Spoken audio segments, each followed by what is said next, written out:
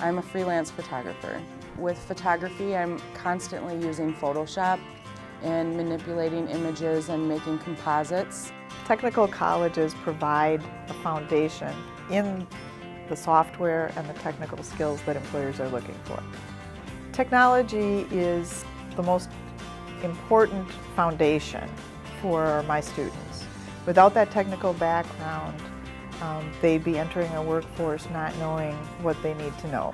So we stay on top of it as much as possible.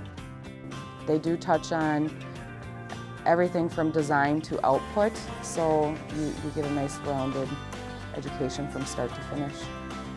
I learned that I could set high goals and accomplish them and excel at it.